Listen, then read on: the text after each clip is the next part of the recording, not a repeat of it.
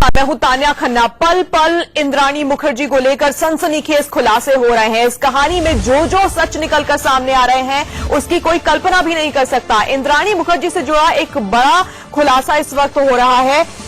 खुलासा यह है कि इंद्राणी मुखर्जी का सेक्स रैकेट कनेक्शन सामने आया है। कोलकाता में 2001 में इंद्राणी मुखर्जी सेक्स रैकेट की रेड के दौरान पकड़ी गई थी। ये कुछ सूत्रों के हवाले से मिल रही है। गिरफ्तारी कुछ दिनों बाद इंद्राणी को जमानत भी मिली थी। 2001 सेक्स रैकेट की पकड़ी गई इंद्राणी मुखर्जी। ऐसा सूत रहे हैं, ये बड़ी खबर इंद्राणी मुखर्जी से जुड़ी मिस्ट्री में हो रहा है। इंद्राणी से जुड़े और भी कई सारे खुलासे हैं। आज ये भी खुलासा हुआ है कि इंद्राणी की 3 नहीं बल्कि 5 शादियां हुई थी। इंद्राणी मुखर्जी ने 16 साल की उम्र में अपनी उम्र से 2 गुने बड़े वकील से पहली शादी की थी। पहली शादी के वक्त इंद्राणी सेंट मेरी स्कूल में पढ़ती थी। इसके बाद शादी तोड़कर इंद्राणी शिलांग चली गई थी। शिलांग में इंद्राणी ने सिद्धार्थ दास नाम के शख्स से दूसरी शादी की थी। शीना और मिखाइल सिद्धार्थ दास के बच्चे हैं, ऐसा दावा किया जा रहा है। सिद्धार्थ दास को छोड़कर इंद्राणी गुवाहाटी चली गई। गुवाहाटी में इंद्राणी ने तीसरी शादी साहिल नाम के किसी शख्स से की थी। साहिल को छोड़कर इंद्राणी गुवाहाटी से कोलकाता चली गई। यहां पर उनकी मुलाकात कारोबारी संजीव खन्ना से हुई। इंद्राणी ने संजीव खन्ना से चौथी शादी की। इंद्राणी और संजीव की एक बेटी है विधि। और संजीव खन्ना से अलग होने के बाद इंद्राणी दिल्ली आई। उसके बाद पीटर मुखर्जी से उनकी मुलाकात हुई और पीटर मुखर्जी से उनकी 5वीं शादी हुई। यानी कि अब यह कहा जा रहा है कि इंद्राणी मुखर्जी की 3 नहीं बल्कि 5 शादियां हुई थी। अभिषेक शर्मा इस वक्त हमारे साथ, हमारे संवाददाता जुड़ गए हैं। अभिषेक, ये भी एक बहुत बड़ा खुलासा है क्योंकि कल तक जो थ्योरी सामने रखी गई थी वो ये थी कि इंद्राणी मुखर्जी की 3 शादियां हुई थी, जिनमें से पहले पति थे सिद्धार्थ दास, जिनसे शीना और मिखाइल उनके 2 बच्चे हैं। लेकिन अब बात आ रही है 5 शादियों की, यानी कि और भी किरदार हैं इंद्राणी की जिंदगी से जुड़े हुए जो कि पुलिस को कुछ अहम जानकारियां दे सकते हैं शीना के बारे में। शीना मिखाइल किसके बच्चे हैं और क्यों इंद्राणी ने ये पूरी कहानी, पूरी स्क्रिप्ट लिखी कि उन्हें अपने भाई बहन बना लिया। इससे जुड़े और भी किरदार अब आ गए हैं सामने। बिल्कुल सही कहा आपने, इससे जुड़े हुए और भी किरदार सामने आ गए। इसलिए आपको बता दो कि मेरी एक बड़े पुलिस अधिकारी से बातचीत हो रही थी। उन्होंने इस सब मामले में साफ कहा कि अभी तो इंटरवल भी नहीं हुआ पूरे केस का। यानी अब जब जिसे साफ समझ में आने लगा है कि पूरा मामला बहुत ज्यादा बड़ा है और गुत्थी सुलझनी अभी बहुत बाकी है। क्योंकि जाहिर सी बात है, जिस तरह से अब यह कहा जा रहा था कि पीटर मुखर्जी इनके तीसरे पति है, तीसरे पति ने बल्कि 5वें पति है। इसीलिए हमसे पुलिस से बातचीत हो रही, पुलिस ने कहा कि इंटरवल भी नहीं हुआ है। यानी इसमें और भी बता दूं आपको, गिरफ्तारियां हो सकती हैं और लोग भी इसमें पुलिस की चपेट में आ सकते हैं। बड़ा मामला आ सकता है शीना बोरा का हत्या के पीछे, जिसके पीछे और भी तमाम ऐसी कड़ियां हैं जो कि पुलिस लगातार जांच पड़ताल के दौरान निकाल रही है। और इस तरह से लगातार तमाम बातें सामने आ रही है। और सबसे बड़ी बात यही निकल के आ रही है कि इंद्राणी मुखर्जी ने जानबूझकर तमाम बातें छुपाई थी कि उनकी पीटर मुखर्जी को यह मालूम नहीं पड़ सके कि क्या उनकी 5वीं शादी है। बाकी अभी है पीटर मुखर्जी भी, अब इनके उनसे सवाल पुलिस पूछेगी क्या उन्हें सही में पता नहीं था कि इसकी शादी 5वीं शादी है या इनकी बेटी जो शीना है नहीं है। लेकिन एक बता दूं आपको, पीटर मुखर्जी ने कहीं यह भी मान लिया है कि उन्हें पता था कि शीना इंद्राणी की बेटी है। यानी तमाम सवालों के घेरे में खुद पीटर मुखर्जी फंसते जा रहे हैं। यानी कि चीजें तेजी से बदलती चली जा रही हैं। कुछ और भी लोग इंद्राणी से जुड़े हुए अब उनके बारे में जानकारियां मिल रही हैं कि इंद्राणी की 5 शादियां हुई थी। हो सकता है पुलिस इस एंगल पर भी इन्वेस्टिगेट करे और जानने की कोशिश करे कि इंद्राणी की जिंदगी में और कौन कौन था, उसका क्या रोल था और शीना से जुड़े हुए इनमें से कौन कौन से लोग हैं। ये भी एक एंगल है जिसको पुलिस इन्वेस्टिगेट कर सकती है। अभिषेक, धन्यवाद हमारे साथ जुड़ने के लिए। लेकिन आज की एक और बहुत बड़ी खबर आपको बता दें। शीना मर्डर केस से जुड़ी हुई बड़ी खबर यह है कि शीना मर्डर के वक्त प्रेग्नेंट थी। जी हां, बड़ा खुलासा अंग्रेजी वेबसाइट ने किया है। वेबसाइट के मुताबिक शीना इंद्राणी के बेहद करीबी किसी शख्स से उसका रिश्ता था और वो प्रेग्नेंट थी। बताया जा रहा है कि इंद्राणी का ये करीबी मीटिंग के बहाने थाईलैंड जाया करता था, शीना के साथ वहां पर वक्त बिताता था। वेबसाइट की खबर के मुताबिक इंद्राणी को शीना की किताब से थाईलैंड का एक बोर्डिंग पास मिला था, जिसके बाद इंद्राणी ने शीना से इस बारे में बात की थी।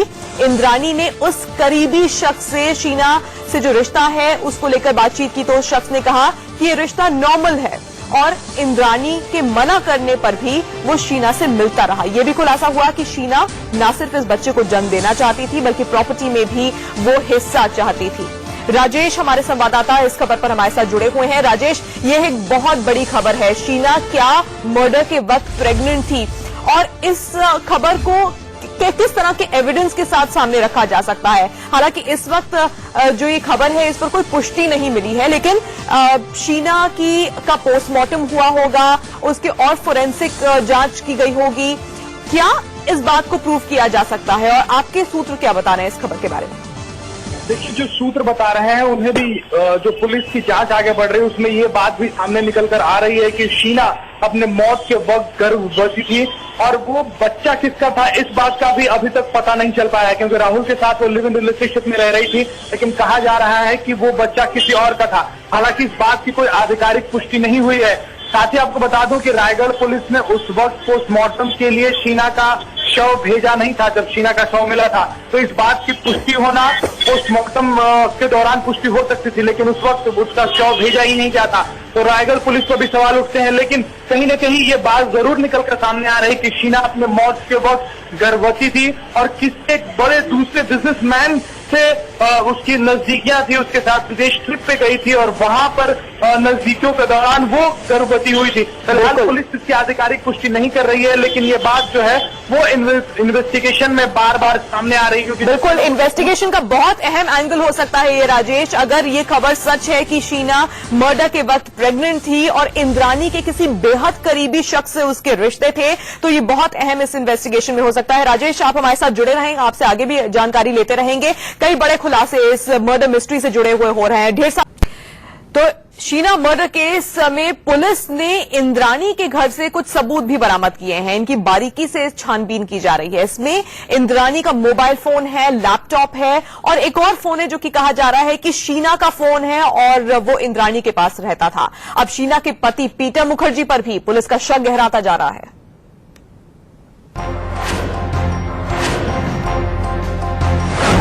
इंद्राणी मुखर्जी से 2 फोन बरामद किए गए हैं। एक एप्पल का फोन है, दूसरा ब्लैकबेरी का। इसमें एक फोन शीना बोरा का है। इसके अलावा 2 लैपटॉप और यूके का एक पासपोर्ट भी बरामद हुआ है। शक की सुई पीटर मुखर्जी पर भी है। पीटर के मुताबिक शीना को वो इंद्राणी की बहन समझते थे, लेकिन अगर वही शीना अचानक गायब हो गई तो उनके बारे में 3 साल तक उन्होंने कोई खोज खबर क्यों नहीं ली। सवाल शीना के भाई मिखाइल पर भी खड़े हो रहे हैं कि उसने शीना को लेकर पहले पुलिस में शिकायत क्यों नहीं की। शीना के पिता सिद्धार्थ दास कहां हैं, इसे लेकर कुछ सामने नहीं आया है। विधि संजीव खन्ना और इंद्राणी की बेटी है, क्या उसे भी कुछ नहीं पता? सवालों के घेरे में राहुल मुखर्जी भी हैं। इन सब के अलावा पीटर मुखर्जी का पूर्व ड्राइवर श्याम राय भी इस पूरे मामले का अहम राजदार है, जिस पर आरोप है कि वो हत्या में शामिल रहा है। I am shocked. I can't believe it. It's next to impossible for a person like Sanjeev Khanna, who is such a lovely human being, to be involved in such a heinous act. I think is not possible. इस बीच Mumbai police Peter Mukherjee के बेटे राहुल से पूछताछ कर रही है।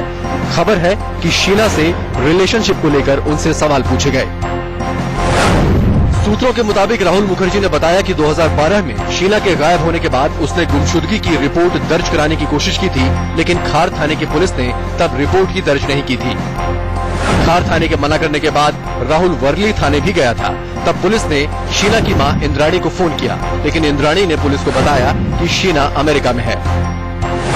इसके बाद राहुल की शिकायत पुलिस ने दर्ज नहीं की। खबर है कि राहुल मुखर्जी को पुलिस इस केस में गवाह बनाने की तैयारी में है। इससे पहले खार थाने में राहुल मुखर्जी को तलब किया गया था, लेकिन राहुल ने मीडिया के सामने कुछ भी नहीं कहा। राजेश कुमार और विनय दुबे के साथ अभिषेक शर्मा, मुंबई, इंडिया न्यूज। और शीना मर्डर केस से जुड़ी हुई इस वक्त बड़ी खबर आ रही है। पुलिस जल्द ही स्टार इंडिया के पूर्व सीईओ पीटर मुखर्जी से पूछताछ कर सकती है। सूत्रों से खबर है कि पुलिस जल्द ही पीटर और साथ ही उनकी पहली पत्नी शबनम को पूछताछ के लिए समन भेज सकती है। राजेश लगातार इस खबर पर नजर बनाए हुए हैं। राजेश, क्या ये नेचुरल कोर्स ऑफ एक्शन है पीटर मुखर्जी से पूछताछ करना, या फिर पुलिस के मन में कोई शक है पीटर मुखर्जी को लेकर, जो न सिर्फ पीटर मुखर्जी से बल्कि उनकी पहली पत्नी शबनम से भी पूछताछ का मन बनाया जा रहा है? देखिए तान्या, पीटर मुखर्जी इस पूरे मामले की एक अहम कड़ी है। पूरा जो मर्डर मिस्ट्री है उसकी एक अहम कड़ी है। शुरुआत में पीटर मुखर्जी जरूर बोलते रहे कि उन्हें पता नहीं था कि शीना जो है वो इंद्राणी की बहन है या बेटी है। इंद्राणी ने बार बार उनसे यही कहा था कि बहन थी, लेकिन जैसे जैसे दिन आगे बढ़ रहा है, नए नए खुलासे हो रहे हैं। अब ये पता चल रहा है कि राहुल ने उन्हें पहले ही बताया था कि शीना जो है वो इंद्राणी की बेटी है, बहन नहीं थी। तो तमाम बातें हैं जो पीटर मुखर्जी को पहले से ही पता थी। यही वजह है कि पुलिस जो है वो पीटर मुखर्जी से भी पूछताछ करने का मन बना रही है और बहुत मुमकिन है कि आज या फिर कल उन्हें पुलिस थाने आना होगा और अपना बयान दर्ज कराना होगा कि आखिर उन्हें इस मामले में क्या पता था, आखिर उन्होंने क्यों शीना को ढूंढने की कोशिश नहीं की, क्या उन्होंने 3 साल तक शीना के बारे में कोई सवाल जवाब किया है कि नहीं किया है। दूसरी एक अहम खबर तान्या ये आ रही है कि शीना के रेजिग्नेशन के बारे में खबर आ रही है कि आखिर वो शख्स कौन था जिसने शीना की मौत के बाद उसका रेजिग्नेशन लेटर रिलायंस को भेजा था।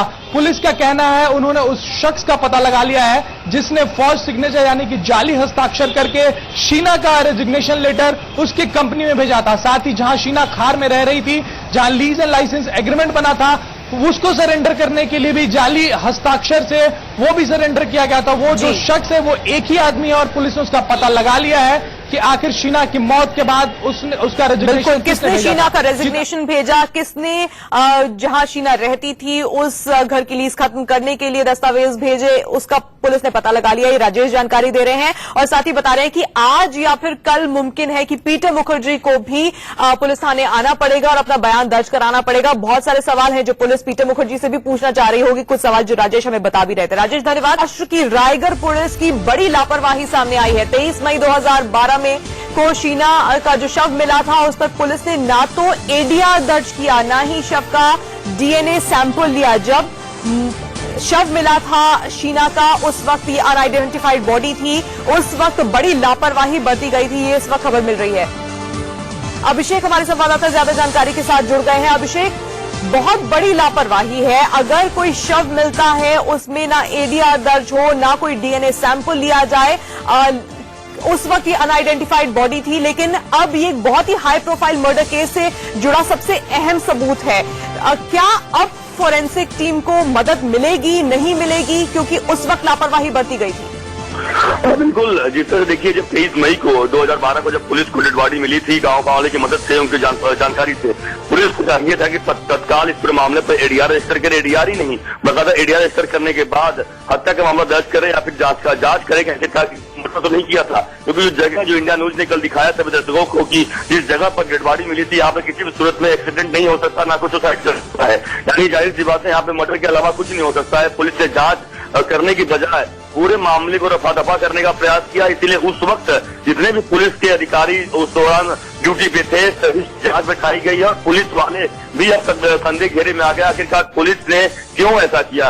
एक सवाल यह भी खड़ा उठता है, क्या 1 महीने बाद यानी 24 अप्रैल 2012 को जब हत्या की गई थी, 1 महीने बाद 23 मई को जब डेड बॉडी मिली थी, क्या इस दौरान इंद्रानी की तरफ से क्या? बिल्कुल अभिषेक, बहुत अहम बात कह रहे हैं कि प्राइमा फेस ही ये मर्डर का केस लगा था, जली हुई अवस्था में बॉडी मिली थी, लेकिन उस वक्त लापरवाही बरती गई थी। अब देखना होगा क्या उसका खामियाजा इस केस पर में भुगतना पड़ेगा, क्योंकि उस वक्त एविडेंस नहीं लिए गए थे, ना एडीआर दर्ज हुई थी, ना डीएनए सैंपल लिया गया था।